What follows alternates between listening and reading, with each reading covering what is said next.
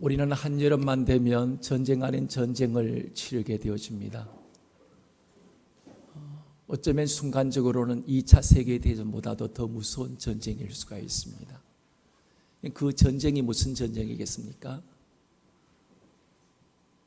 더워.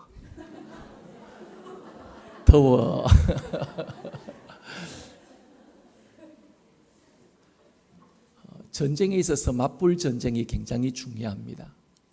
가만히 있으면 상대방에게 당하기 일쑤입니다. 더워에 맞불 전쟁을 치르는 또 다른 전쟁이 있습니다. 뭐겠습니까? 샤워.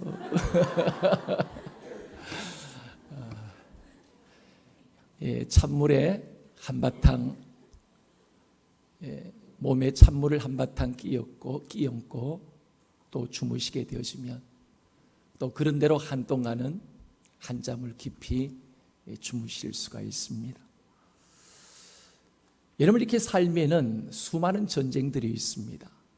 하나님은 인생의 전쟁에 우리로 하여금 승리케 하기 위해서 우리로 하여금 여호와의 군대로, 하나님의 백성들이 아니라, 백성의 수준이 아니라 우리를 군대로, 여호와의 군대로 하나님은 우리를 불러주시고 세우셨습니다. 하나님이 세우신 이스라엘 백성들 또한 여호와의 군대였습니다. 민수기 1장에서 2장은 하나님은 20세 이상 싸움에 나갈 만한 사람을 계수하게 하시고 진 배치와 행진의 순서를 하나님은 정해 주셨습니다. 그리고 3장과 4장에 가서는 레위인의 자손의 계수와 직무에 대해서 하나님은 정해 주시고 여호와의 군대는 성막을 중심으로 예배하는 공동체가 될 때 진정한 승리를 거둘 수 있다는 것을 하나님은 일깨워 주셨습니다. 여호와의 군대의 전쟁의 승패는 군사의 수와 무기에 달려있지 않습니다. 예배의 성공이 전쟁의 승리의 비결입니다. 예배에 성공하면 인생의 전쟁에서 승리하고, 예배에 실패하면 인생의 전쟁에서 반드시 실패를 경험하게 되어줄 수밖에 없습니다. 오늘 인생의 승리와 성패는 내가 얼마나 날고 기느냐, 여기에 달려있지 않습니다. 내가 아무리 인간적으로 수많은 스펙을 준비하고 우리가 준비를 했다 할지라도 하나님 앞에서 예배가 바르게 되지 못하면 우리는 반드시 그 인생은 성공의 길이 아니라 실패의 길을 걷게 되어집니다. 왜냐하면 하나님은 야야, 네 인생에 네 뜻대로 되는 게 아니다. 네가 열심히 발바닥 닳도록 다닌다고 인생이 행복하고 승리하고 모두 성공을 이루는 것이 아니라 너의 인생의 성공의 비결은 바로 나에게 달려있다. 하나님은 우리의 삶의 성공도 실패를 통해서도 우리를 날마다 주님은 일깨워 주시고 있습니다. 1장에서 4장까지가 여호와의 군대의 외적인 무장이라면 민수기 5장 6장에 가서는 하나님이 여호와의 군대의 내적인 무장에 대하여 계속해서 주님은 말씀하시고 있습니다. 특별히 이 5장 6장 속에서는 부정하게 된 자의 처리, 죄를 지었을 때 어떻게 그 죄값을, 대가를 치러야 하는지, 값을 지불해야 하는지, 그리고 아내가 의심스러울 때 부정행위를 어떻게 밝히게 되어지는지 하나하나의 그 절차를 말씀해 주고 있습니다. 그리고 또한 후반에 가서는 나시린의 법에 대한 부분을 내적인 성결에 대한 부분으로 주로 여기에 치우쳐서 말씀해 주고 있습니다. 여러분, 여호와의 군대의 능력은 거룩입니다. 거룩이 힘입니다.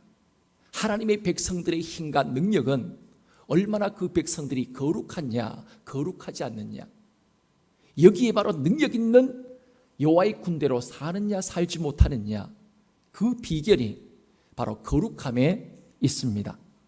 거룩하면 아무것도 두려운 것이 없습니다. 그러나 부정하면, 거룩하지 못할 때 우리는 하나님 앞에서도 하나님을 두려워할 수밖에 없고, 사람 앞에서도 우리는 두려움에 떨면서 이 땅을 살아가게 되어줄 수밖에 없습니다. 그러므로 우리가 이 땅에서 하나님과 사람 앞에 우리가 기죽지 않고 부끄럽지 않는 담대함으로 살아가는 인생이 되어지기 위해서는 바로 거룩이 바로 성도의 능력이고 성도의 힘이라는 것, 우리는 잊지 말아야 합니다. 오늘 본문은 드디어 6장의 결론적으로 하나님과 백성 사이에서 제상인 아론과 그 아들들에게 이스라엘 자손을 축복하라고 하신 말씀입니다.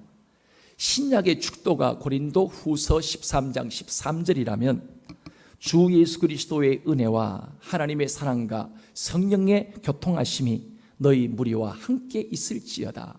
많이 들어본 말씀이죠. 매주마다 예배를 마치면 축도를 하는 그 축도의 내용이 이 고린도 후서 13장 13절 말씀입니다. 근데 한국 사람은 축도하기 전에 대부분 예배를 나가는 경우들이 많습니다. 근데 외국인은 다릅니다. 외국인들은 주로 예배 중간에 들어와서 축도까지 다 받고 예배의 가장 큰 인간이 하나님 앞에 드리는 행위가 아니라 하나님께서 인간에 주시는 가장 큰 그 은혜와 축복은 축도에 있다. 이 외국 사람들은 주로 이렇게 생각합니다. 그래서 중간은 앞에 중간은 다 띠먹어도 뒤에라도 와서 어떤 축도는 받고 가게 되어지는 그런 경우들을 많이 우리는 보게 되어집니다. 오늘 본문은 이것이 바로 신약의 축도가 고린도서 13장 13절 말씀이라면 구약의 축도가 바로 오늘 읽었던 민수기 6장 22절서 27절 말씀이 바로 구약의 축도입니다. 다른 말로는 아론의 축복기도라고 알려져 있기도 합니다. 축도라는 이 순서는 한문으로 빌축, 기도할 때 도라고 이렇게 합쳐진 복을 비는 기도다. 축복은 빌축, 복복자, 복을 빈다. 바로 이런 의미입니다. 하나님은 축복의 주체로 복을 주시는 분이십니다. 하나님은 축복하시는 분이 아닙니다. 오늘 그것을 명확하게 그 구분을 오늘 6장 27절 말씀 가운데 그 얘기를 하고 있습니다. 그들은 이같이 내 이름으로 이스라엘 자손에게 축복할지니, 지금 누구에게 한 얘기죠? 아론과 그의 아들들에게, 제상들에게 하신 말씀입니다. 바로 어떻게 하라는 거죠? 축복할지니, 그 축복하면 내가 그들에게 뭘 준다는 거죠? 복을 주리라. 사람은 축복하는 존재지만 하나님은 축복하시는 분이 아니라 복 자체를, 복의 근원이신 그분, 우리에게 복을 주시는 분이십니다. 하나님은 우리에게 복을 주시길 원하십니다. 그런데 오늘 말씀을 통해 우리에게 주시는 중요한 축복의 중요한 원리가 있습니다.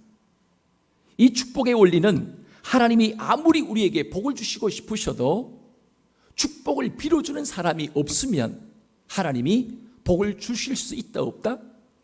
복을 주실 수 없으시다는 거예요. 하나님은 축복의 전달자를 필요로 합니다.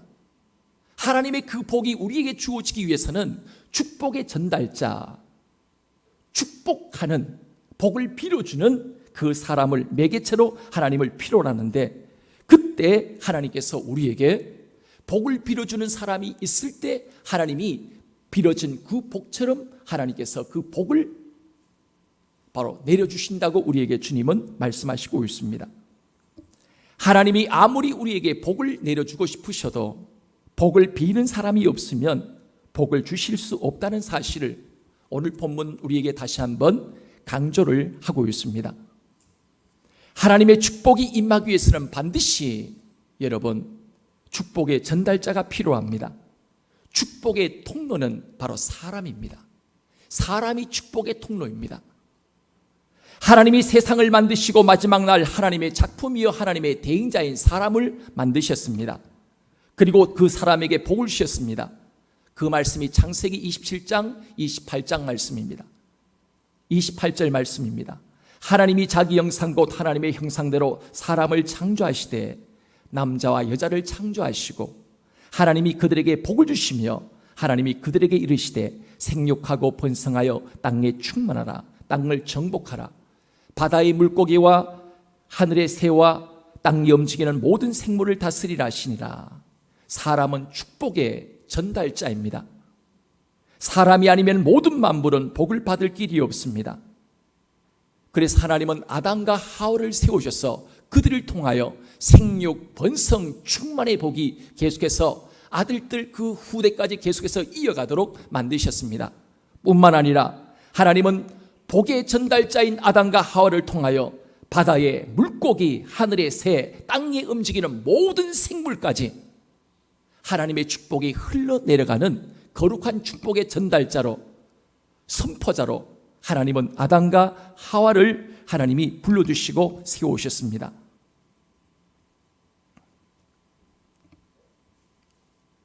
뿐만 아니라 하나님은 하나님과 이스라엘 백성 사이에서 하나님의 복이 이스라엘 백성들에게 전달되기 위해서 제상인 아론과 그의 아들들에게 또한 축복의 전달자로 세우셨습니다. 아론과 그 아들들의 역할은 23절 말씀처럼 너희는 이스라엘 자손을 위하여 이렇게 축복하여 이르되, 축복의 전달자로서 하나님의 그 복이 이스라엘 백성들에게 어떻게 바로 이루어지기를 원하는지 그 축복의 내용을 이제 24절 이하의 말씀으로 계속해서 말씀하시고 있습니다.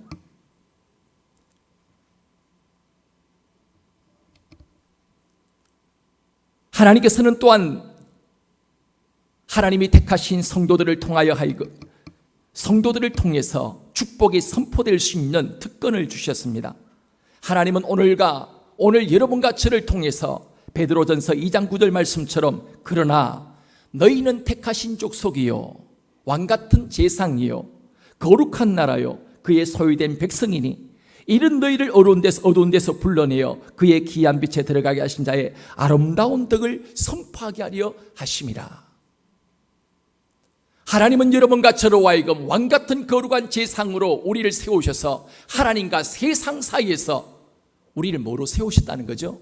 축복의 전달자로.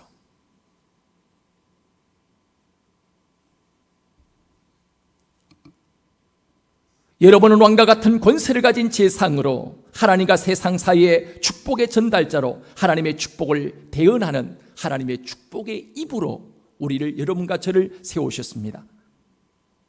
이제 우리가 세상을 향하여 어떤 축복을 선포해야 할 것인지 오늘 민수기 6장 24절에서 26절 말씀을 통해 우리에게 세 가지의 축복에 우리가 빌어야 할, 우리가 축복해야 할 중요한 세 가지 축복의 세 가지의 내용을 우리에게 주님은 말씀하시고 있습니다. 24절 말씀 다 같이 한번 읽겠습니다. 여호와는 내게 복을 주시고 너를 지키시기를 원하며, 첫 번째 복, 우리가 빌어야 할 축복은 성부 하나님의 내리시는 복입니다. 여호와는 내게 복을 주시고 너를 지키기를 원하며, 이거는 하나님의 보호하심의 복입니다. 두 번째 복, 25절 다 같이 읽겠습니다. 여호와는 그의 얼굴을 내게로 비추사 은혜 베푸시기를 원하며, 은혜는 누구로부터 오는 것입니까? 성자 예수님께로부터 주어지는 복입니다. 세 번째 복입니다. 26절 다 같이 읽겠습니다. 여호와는 그 얼굴을 내게로 향하여 두사 평강 주시기를 원하노라 할지니라 하라. 여호와는 그 얼굴을 내게로 향하여 두사 평강 주시기를 원하노라. 누가 주시는 복이죠? 성령께서 주시는 복입니다. 오늘 하나님은 먼저 첫 번째 하나님께서 지켜주기를 원하기, 하나님이 지켜주시기를 위하여 축복하라고 말씀하시고 있습니다. 여호와는 내게 복을 주시고 너를 지키시기를 원하며, 하나님의 보호하심을 위한 기도입니다.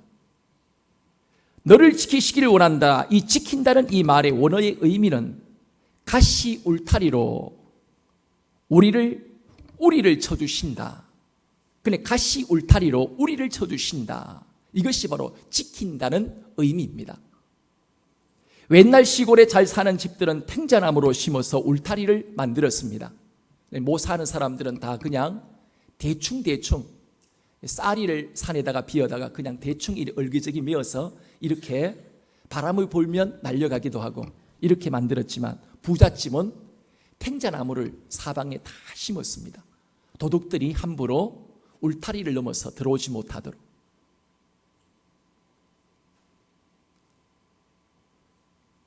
오늘 연약한 우리의 인간의 탱자나무는 누구입니까?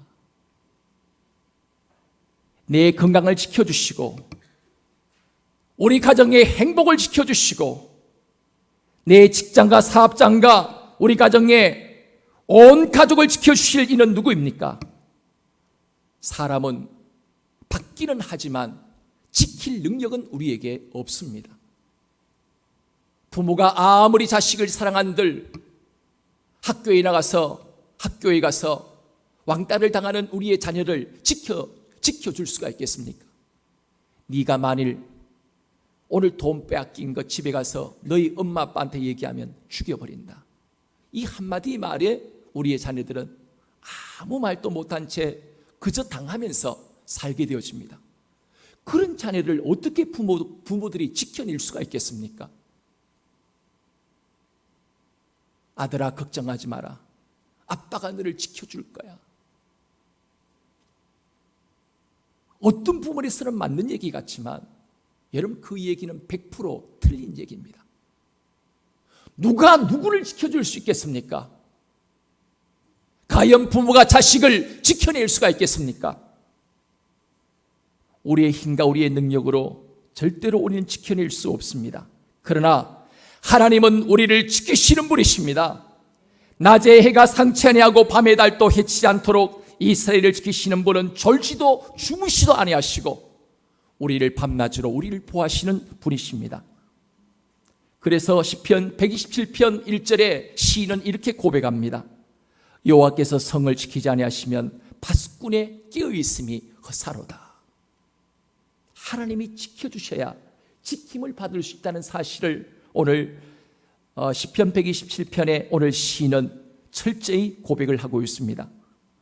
여러분, 동물의 왕국을 보면은 사자들이 힘들게 사냥을 해놓은 것을 때때로 하이에나들이 개떼처럼 달려들어서 사자가 감히 동물의 왕인 이 사자가 사냥을 해놓은 것을 빼앗아가는 경우들을 우리는 때때로 보게 되어집니다. 사자도 굶어 죽는다는 얘기가 있습니다. 사자의 사냥률은 성공률이 주로 몇 프로일까요? 한 20%에서 많으면 30% 정도 된다 그럽니다. 그리고 호랑이는 몇 프로 정도 될까요? 5%밖에 안 된다 그럽니다. 치타는 몇 프로 정도 될까요? 고양이처럼 날쌘 치타는 한 10% 정도밖에 10번 공격하면 한 번 성공할까 말까 하는 그런 성공률을 갖고 있습니다. 이렇게 사자가 어렵고 힘들게 사냥을 해놨는데 사냥감이 빼앗길 때 허탈한 사자의 모습을 보며 야, 동물의 왕인 사자도 먹잇감을 빼앗길 때가 있구나 하는 그런 생각을 어릴 때 한 적이 있었습니다. 여러분, 이 땅에는 무엇이든지 지켜주시는 분이 있어야 합니다. 가정도 자녀도 직장도 사업장도 건강도 지켜주셔야 합니다. 하이에나 같은 사탄이 어느 날 갑자기 나타나서 내 인생의 모든 것들을 공격하여 빼앗아가는 경우들을 우리는 때때로 경험을 합니다. 그러므로 하나님이 우리 가정과 삶에 가시 울타리가 되어주셔서 우리를 지켜주시도록 축복하셔야 합니다. 부모들은 자녀들을 학교에 보내면서 유치원을 보내면서 아이의 머리다가 안수를 하며 축복해야 합니다. 하나님, 오늘 또 하나님의 보호하심이 이 아이 위에 함께하여 주시옵소서. 제가 이 아이를 지킬 수 없습니다. 하나님이 친히 지켜주시옵소서. 주여, 이 아이를 축복하여 주시옵소서. 부모는 아이를 축복하며 학교로 내보내야 합니다.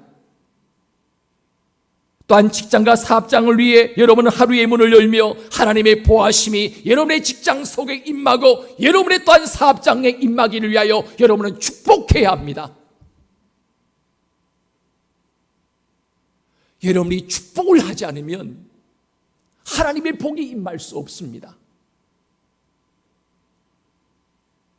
예수 그리스도의 보혈과 예수 그리스도 이름과 예수 그리스도의 보혈로 우리의 자녀의 삶을 주님이 친히 보호하시고 또한 하나님의 천군 천사들을 그들 가운데 보내셔서 하나님의 보호하신 그 가시 울타리로 이 아이들의 우리를 만들으셔서 안정케 하여 주십시오. 이 축복이 오늘 우리의 부모들의 날마다 고백이 선포가 되어져야 합니다.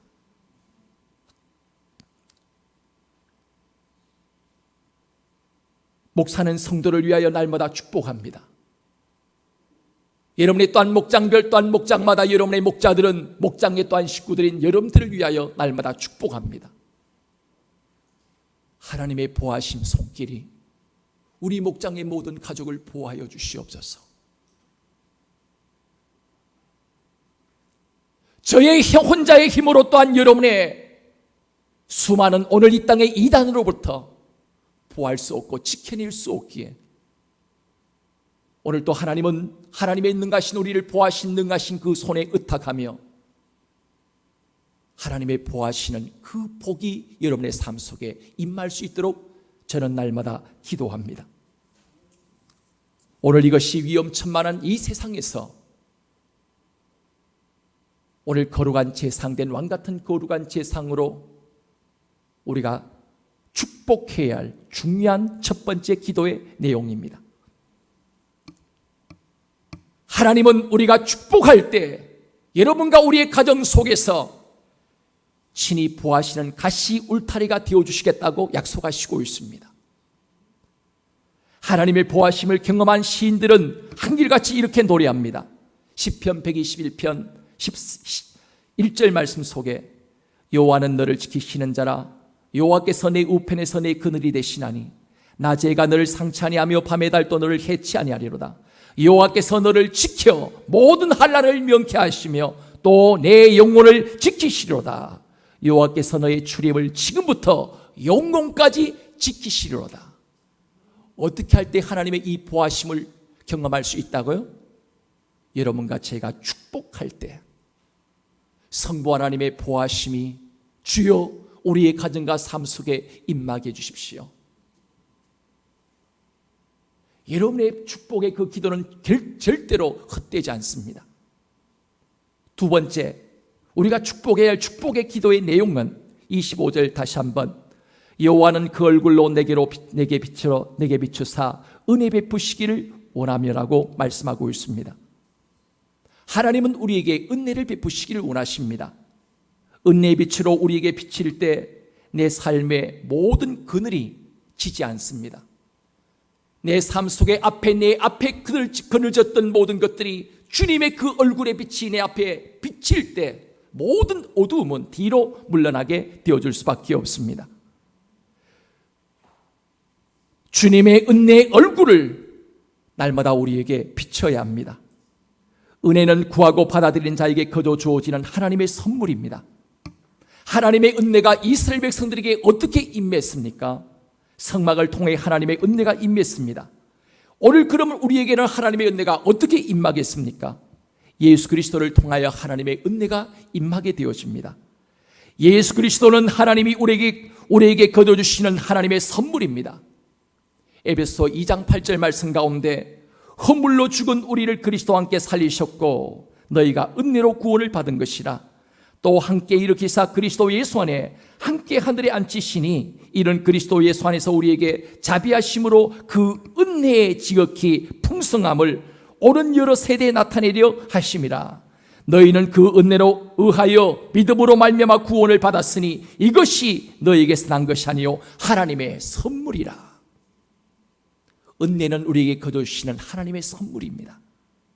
단지 우리가 예수로 아멘으로 받아들이게 되어질 때 그 은혜는 나의 것이 되어줄 수가 있습니다.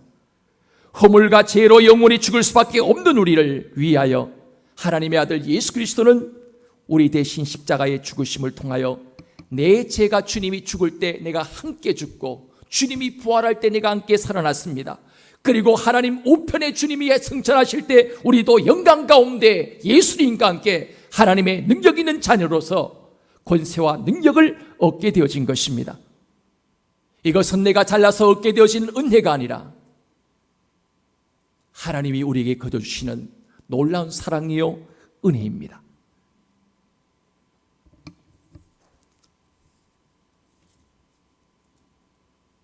여러분, 사람이 모두 돈으로 사는 것이 아닙니다. 힘으로 사는 것 또한 아닙니다. 능력으로 지식으로 사는 것 또한 아닙니다. 하나님의 은혜로 우리는 살아갑니다. 은혜를 받으면 똑같은 길이지만 삶을 살아가기가 쉽습니다. 은혜가 임해야 예배에 감동이 있습니다. 은혜가 임해야 찬송과 기도 속에 뭔가 모르는 뭉클함이 우리의 마음 가운데 임하게 되어줄 수가 있습니다. 가시밭길처럼 인생의 그런 인생길 속에서도 구름 위를 걷는 것처럼 평안함이 주어질 수가 있습니다. 성막을 통해서 이스라엘 백성들이 하나님의 은혜를 받았듯이 오늘 우리도 예수 그리스도가 자기의 핏값으로 산 교회를 통하여 하나님은 날마다 우리에게 새로운 은혜를 부어주십니다. 그래서 교회는 은혜의 집입니다. 또 다른 신약의 베데스다, 은혜의 집. 우리는 날마다 하나님의 은혜가 임하기를 위하여 우리는 서로 축복해야 합니다. 예배 속에 은혜가 임하고, 설교 속에 은혜가 임하고, 호산나 찬양대 속에 은혜가 임하고, 오늘 설교된 성도들의 삶 속에 하나님의 은혜가 임하기를 위하여 우리는 매 순간마다 축복해야 합니다.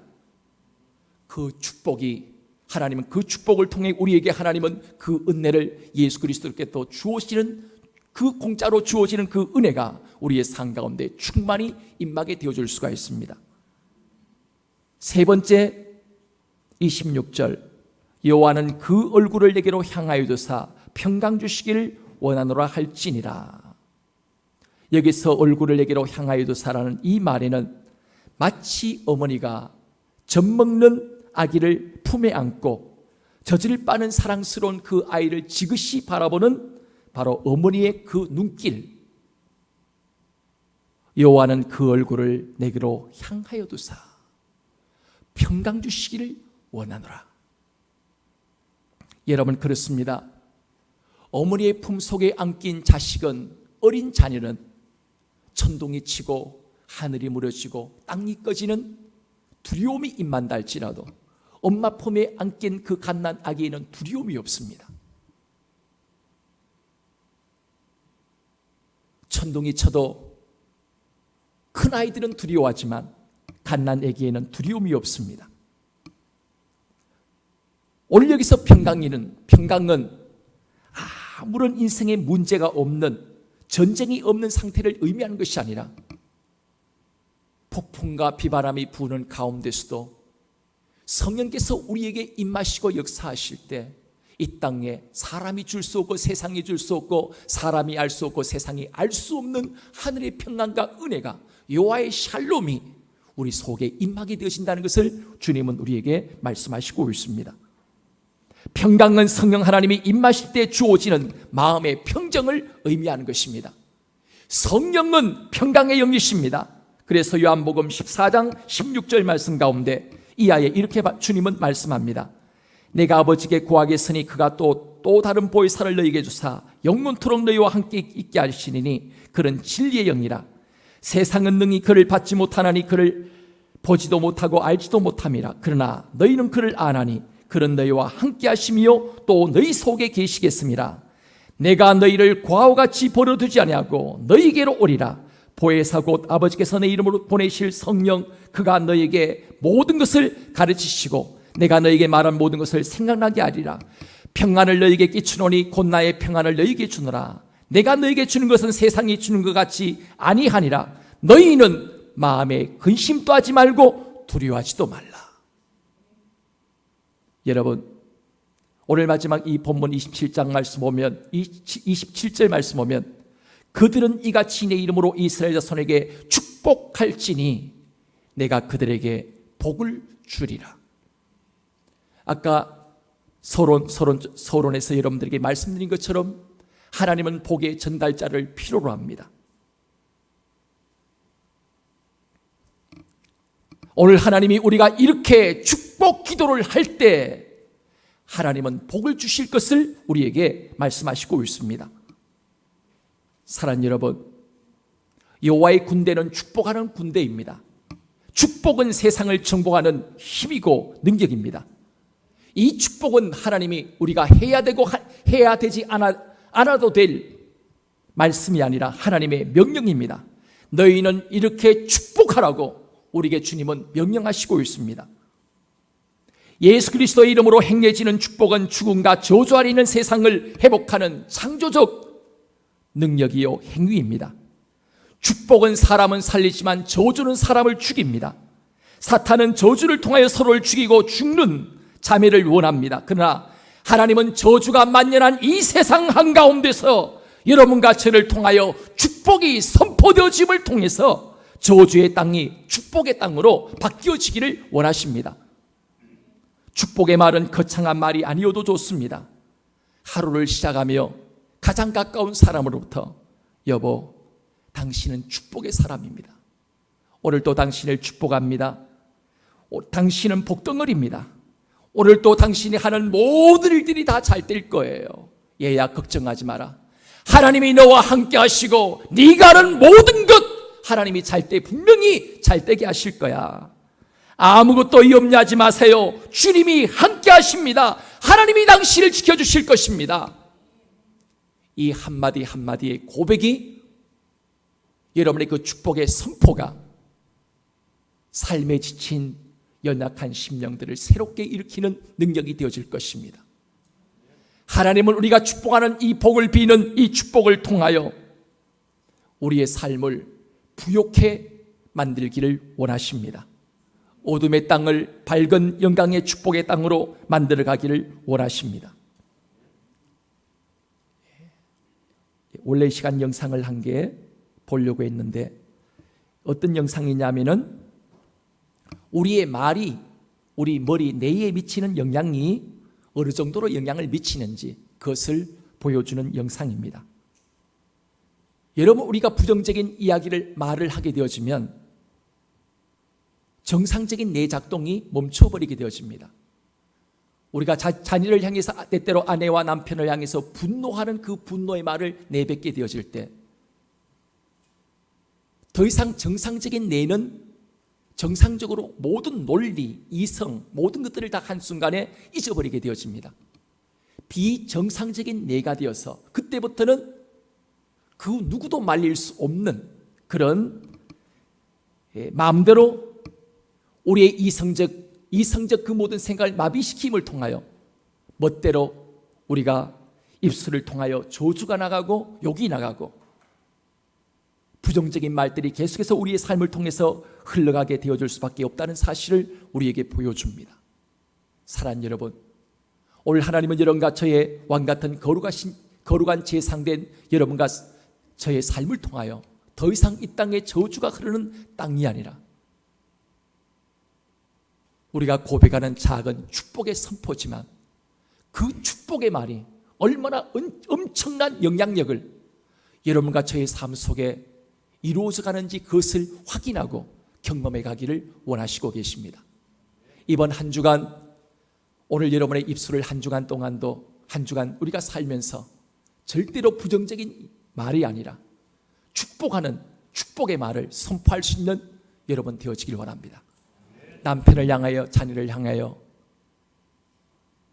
또 아내를 향해서, 형제를 향해서, 이웃을 향하여 끊임없이 축복의 말씀을 한번 선포해 보십시오. 하나님이 어떤 놀라운 역사를 이루어 가시는지 이번 한 주간 아름다운 고백이 우리 모두에게 있게 되어지기를 원합니다. 기도하겠습니다.